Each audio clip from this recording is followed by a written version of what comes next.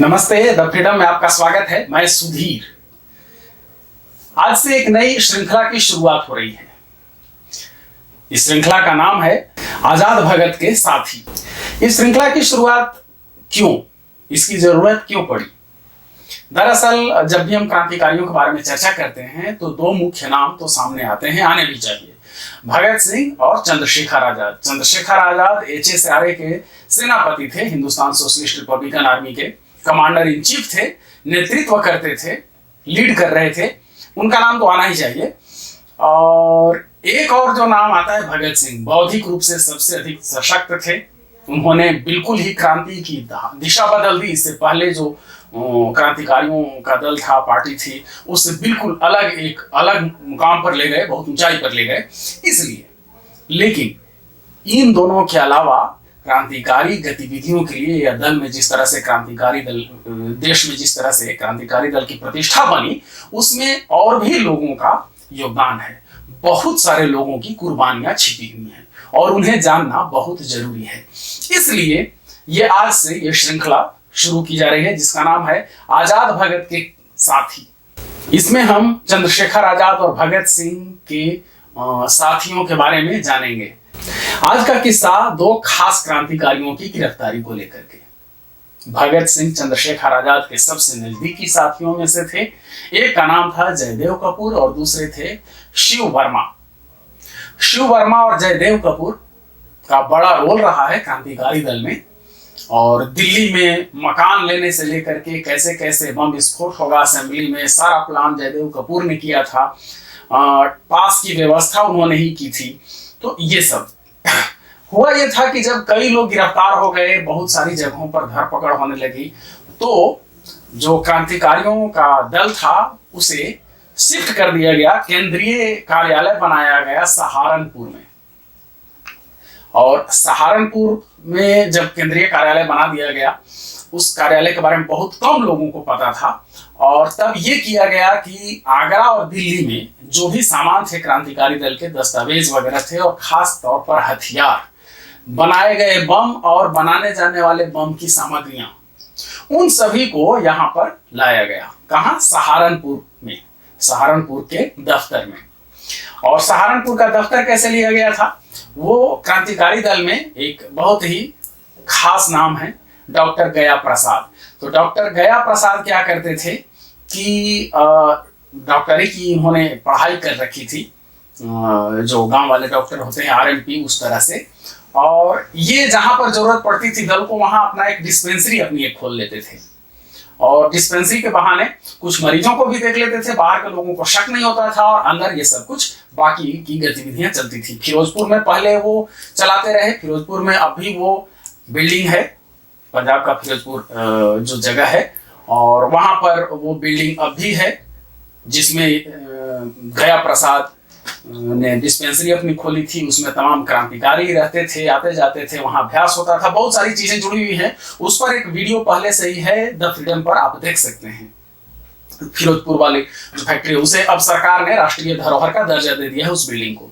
तो अब हम लोग आते हैं सहारनपुर में। सहारनपुर में भी उसी तरह से गया प्रसाद को जिम्मेदारी दी गई कि भाई ऑफिस कैसे चलेगा, लोगों को शक नहीं हो, तो यहाँ पर भी एक डिस्पेंसरी खोलिए। और यहाँ पर यानी सहारनपुर में डिस्पेंसरी खोली गई। वहां पर BS निगम के नाम से डॉक्टर गया प्रसाद ने वो मकान लिया था फिरोजपुर में और वहां रहते थे। यहाँ पर रामलाल, डॉक्टर रामलाल के नाम से उन्होंने डिस्पेंसरी खोली। कहाँ? सहारनपुर में। और ये रहने लगे। दिक्कत ये थी कि यहाँ पर उस समय पैसे की जबरदस्त किल्लत थी। लोग पकड़े जा रहे थे, कहीं से पैसे आ नहीं रहे थे, बहुत अधिक मुश्किल में लोग फंसे हुए थे। तो डिस्पेंसरी भी का भी हाल कुछ ऐसा था कि एक आला और एक दो और छोटे मोटे उपकरण छोड़ करके वहां कुछ था नहीं। न दवाइयां थी, न कुछ वो उस तरह के उपकरण थे कि इलाज किया जा सकता था। और मरीज आते नहीं थे। तुरंत अभी नई डिस्पेंसरी खुली थी, वहां पर मरीज भी अभी आने नहीं शुरू हुए थे और डिस्पेंसरी की हालत एकदम खस्ता। अंदर बम बनाने का काम चलता था। रात में खटपीट खिटपीट खिटपीट होता था। रात में ये लोग बम बनाते थे। फिरोजपुर में भी यही किया जाता था। और दिन में फिर ये करते थे, अपना डिस्पेंसरी टाइप के चलाते थे, लोग सोते थे, दल के लोग आते जाते थे, गुप्त बैठक वगैरह होनी होती थी। सहारनपुर में अभी गतिविधि बहुत अधिक नहीं हुई थी, सिर्फ ये मुख्य काम हुआ था कि यहाँ पर सारे जो हथियार थे और दस्तावेज थे वो यहाँ दफ्तर में ला दिया गया था। जब कई क्रांतिकारी पकड़ लिए गए और कई ऐसे लोग जो मुखबिर बन गए, सरकारी गवाह बन गए, या अन्य दूसरे लोग भी जो पहचानते थे वो सरकारी गवाही देने लगे, या पुलिस ने उन्हें टॉर्चर कर करके उगलवाना शुरू किया, तो खतरा बढ़ गया। सहारनपुर में भी खतरा बढ़ता जा रहा था। एक्चुअली वास्तव में क्या हुआ था, सचमुच क्या हुआ था, ये सिर्फ एक अनुमान है। डॉक्टर गया प्रसाद ने कहा कि फिरोजपुर में जो नाई उनका बाल बनाता था, उनकी हजामत बनाता था, गज्जू नाई उसका नाम था, वो उसने देख लिया था सहारनपुर में और वो पहचान गया था। और चूंकि फिरोजपुर वाली फैक्ट्री पकड़ी जा चुकी थी, वहां का दफ्तर पकड़ा जा चुका था, सब जगह उजागर हो चुका था कि यहाँ जो लोग रहते थे वास्तव में वो डॉक्टर और कंपाउंडर नहीं थे, क्रांतिकारी थे, तो सबको पता चल गया था। और जब यहाँ सहारनपुर में देखा कि वही डॉक्टर साहब हैं, सलाम दुआ हुई, सलाम नमस्ते एक दूसरे का अभिवादन किया, तो ये समझ में आ गया कि अब यहाँ रहना खतरे से खाली नहीं है। दूसरी एक और चीज देखते थे कि इन लोगों की जो पोशाक थी, वहां रह रहे थे मुख्य रूप से शिव वर्मा, जयदेव कपूर और गया प्रसाद, काशीराम वगैरह कुछ और साथी आते जाते रहते थे। तो ये इन लोगों की पोशाक, ये तो डॉक्टर थे तो डॉक्टर की पोशाक ठीक है कि वो सूट बूट चल जाता था, लेकिन बाकी जो दो लोगों की पोशाक थी, शिव वर्मा और जयदेव कपूर की, वो उनकी पोशाक विद्यार्थियों जैसी थी। तो बाकी लोगों को लगता था कि ये कौन है, थोड़ा सा अलग टाइप का ये कपड़ा उपड़ा पहना, और बोलने का जो लहजा था, जो टोन था, वो भी थोड़ा अलग टाइप का था। तो लोगों को शक होता था और ये अनुमान लगाया जाता है कि शायद उनमें से कुछ लोगों ने पुलिस को कहा हो कि यहाँ पर ऐसे लोग रह रहे हैं, कुछ संदिग्ध लोग रह रहे हैं। और फिर एक तीसरी बात ये होती है मकान मालिक के साथ भी। एक तो नाई वाली बात हो गई, दूसरे पड़ोसियों वाली बात हो गई कि उन्हें ये अजीब टाइप के आदमी लगते थे। तीसरी बात, मकान मालिक को ये लिया गया था ये मकान, तो ये कह करके कि हाँ, गया प्रसाद ने कहा था कि मैं शादीशुदा हूँ, मेरी बीवी वगैरह भी यहीं पर रहेगी, मेरी पत्नी मेरे बच्चे वगैरह रहेंगे। तो शादी तो उनकी हो चुकी थी, लेकिन वो बिल्कुल अलग रहते थे और संभव भी नहीं था उस समय जितना खतरा था कि पत्नी को साथ रखा जा सके। पत्नी का तो इन्होंने खुद ही सिंदूर पुछवा दिया था, वो किस्सा बाद में। अभी ये आते हैं तो मकान मालिक बार बार दबाव बनाता था कि अब वो तुम जब लिया था तो कह कि पत्नी के साथ रहते हैं, इधर सब फैमिली वाला डेरा है, पत्नी को नहीं लाते। तो ये लोग कुछ बहाना वगैरह बनाते रहते, लेकिन समय बीतता जा रहा था, दबाव बढ़ता जा रहा था। कई तरह के अनुमान हैं। बहरहाल जो कुछ भी हो, ये महसूस होने लगा था कि अब यहाँ पर खतरा बढ़ गया है। और खास करके जब कई लोग गिरफ्तार हो गए थे और उसमें से कुछ लोग जब बन गए थे सरकारी गवाह, यानी मुखबिरी करने लगे थे दल के। खास करके इसमें नाम आता है फणींद्रनाथ घोष का, क्योंकि वो केंद्रीय कमेटी का सदस्य था, उसे अधिक से अधिक जानकारी थी और इसलिए यहाँ पर वो कर सकता था गद्दारी, उसकी गद्दारी से लोग पकड़ में आ सकते थे। तो ये हुआ कि अब इस जगह को छोड़ दिया जाए। जगह छोड़ने के लिए मतलब सहारनपुर से ये हुआ, योजना बनी कि सहारनपुर से चले जाएं कानपुर या दूसरी जगह पर चले जाएं। तो भाड़ा की बात आई, किराए की बात आई, गाड़ी भाड़ा कहाँ से आएगा? भाड़े के पैसे नहीं थे, सब पूरा पैसा तीनों चारों आदमी, मतलब तीनों आदमी कह लीजिए, गया प्रसाद जो वहां डॉक्टर रामलाल बन करके रह रहे थे, और शिव वर्मा, जयदेव कपूर, सबके पास मिलाकर के 1 रुपया मुश्किल से हुआ। तो कानपुर एक आदमी के जाने का खर्चा जुगाड़ हो गया, तीनों आदमी नहीं निकल सकते थे। तो योजना बनी कि गया प्रसाद जाएं कानपुर और वहां से कुछ पैसे का जुगाड़ कर करके और वापस आए और फिर यहां से हम लोग निकले।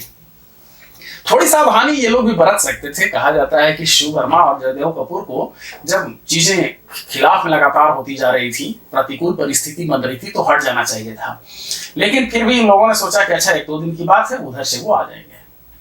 13 मई 1929 को 7-8 बजे होंगे दिन के, मतलब सुबह का वक्त था। दरवाजे पर नॉक हुआ, दरवाजा खटखटाया जाने लगा। पुलिस आमतौर पर छापा मारती थी 4-5 बजे भोर में। ये क्रांतिकारियों को पता था कि ये छापा मारने का टाइम है। तो जब दरवाजे पर नॉक हुआ तो शिव वर्मा जगे और उन्हें लगा कि शायद गया प्रसाद आ गए हों पैसे का इंतजाम करके। 7-8 बज रहा था, अभी सोए हुए थे ये लोग। अंदर उठा दरवाजा खोल दिया लापरवाही में। हालांकि बेड पर इनकी पिस्तौल थी, लेकिन इन्हें लगा कि गया प्रसाद आए हैं और पूरी लापरवाही से गए। दरवाजा खोला तो बाहर पुलिस खड़ी थी। पुलिस अंदर घुस आई, पूछताछ करने लगी। शिव वर्मा ने कहा कि हम लोग तो डॉक्टर साहब के दोस्त हैं, डॉक्टर साहब यहाँ अभी नहीं हैं, हम लोग उनके रिश्तेदार हैं, दोस्त हैं, तो यहाँ ठहरे हुए हैं। पुलिस मानने को तैयार नहीं थी। पुलिस बोली कि नहीं, चल करके तलाशी लेंगे, अंदर चल करके सब सामान दिखाओ। शिव वर्मा बोले कि जाइए अपने से देखिए, डॉक्टर साहब का सामान है तो हम काहे दिखाएंगे। लेकिन पुलिस नहीं मानी। पुलिस ये कहती रही कि नहीं दिखाओ। और शिव वर्मा अंदर गए तो वहां पर बम, पिस्तौल वगैरह सब कुछ रखा हुआ था। पुलिस पूछने लगी ये सामान कौन सा है, ये सामान कौन सा है। बहुत तरह के केमिकल था। शिव वर्मा बोले कि अब डॉक्टर साहब हकीम में हैं, कौन जड़ी बूटी कहाँ से कौन चीज़ लाते हैं, क्या इलाज करते हैं, हम लोग नहीं जानते, हम लोगों को नहीं पता है। लेकिन पुलिस बोली कि नहीं दिखाओ, एक एक आइटम खोल के दिखाओ। तो एक बक्से में या झोले में बम रखा हुआ था, वो तैयार बम था। और बम को फूट नहीं जाए, बम अचानक फट नहीं जाए, दुर्घटना कोई ना हो, इसलिए इस तरह से रखा गया था कि बम एक जगह है और बम का तोड़ा होता है जिसकी मदद से बम को फोड़ा जाता है। तो वो तोड़ा को एक दूसरी जगह, दूसरे बगल में अलमारी में रखा हुआ था। और वहीं पर एक झोले में रिवाल्वर वगैरह रखी हुई थी। तो इन्होंने क्या किया, शिव वर्मा ने कि एक बक्से में झोले में जिसमें भी था वो हाथ लगाया और बम निकाला और कहा कि अब ठहरो, अगर कोई यहाँ पर ठहरा तो मैं बम फोड़ दूंगा। लोग भागने लगे, सारे पुलिसकर्मी भाग गए। याद रखिए कि पूरी जानकारी थी पुलिस को, तभी इस पुलिस दल का नेतृत्व कर रहा था वहां का उस समय का डीएसपी। डीएसपी का नाम था मथुरा दास जोशी। वो खुद आया था, वहां का कोतवाल वगैरह भी आया हुआ था। तो फिर से वहीं आते हैं कथा पर।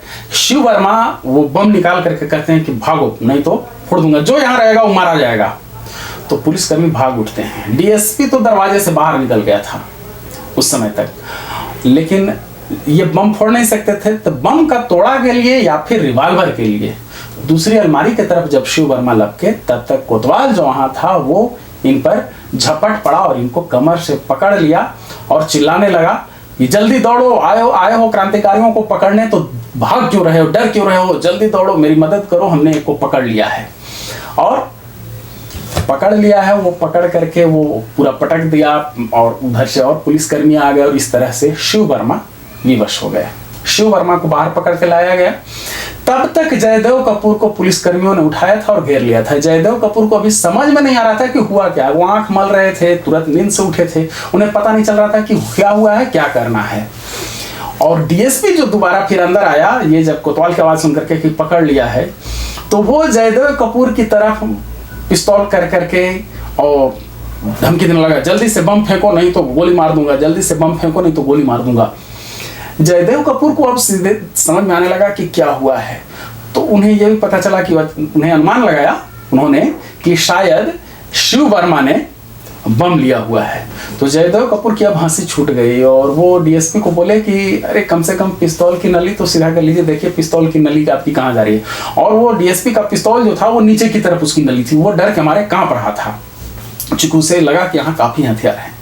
तो इस तरह से शिव वर्मा और जयदेव कपूर 3-4 रुपए की राशि के लिए गिरफ्तार हो गए। दो बड़े क्रांतिकारी, भगत सिंह और चंद्रशेखर आजाद के 2 करीबी सहयोगी 3 रुपए के अभाव में गिरफ्तार हो गए। इससे आप ये भी अनुमान लगे कि क्रांतिकारी दल किस तरह की स्थिति से जूझ रहा था, क्रांतिकारियों की स्थिति क्या थी, उनके पास कितनी खराब स्थिति थी। आज जब हम लोग चैन की नींद सो रहे हैं तो उस समय का अनुमान लगाइए कि किस तरह से ये लोग रह रहे थे। जब ये गए थे गया प्रसाद कानपुर यहाँ से 1 रुपया ले करके, तो याद रखिए कि 10 पैसे मात्र बचे थे यहाँ के लिए। कहाँ के लिए? ये सहारनपुर में जो ऑफिस में रह रहे थे ये शिव वर्मा और जयदेव कपूर। लेकिन इसी 10 पैसे से एक दिन तो उन्होंने चना वगैरह कुछ खाया और अगले दिन उन्होंने कुछ नहीं खाया था। तो एक तरह से कह लीजिए कि 2 दिनों से ये करीब भूखे थे और दोनों उसी हालत में गिरफ्तार हुए। गिरफ्तार करके फिर ले जाए गए। एक पुलिसकर्मी का बयान उस दौरान आया था, इन लोगों से कहा था, शिव वर्मा से और जयदेव कपूर से, कि हमें ये कहा गया था कि कोकीन का धंधा करने वालों को पकड़ने के लिए बुलाया गया है।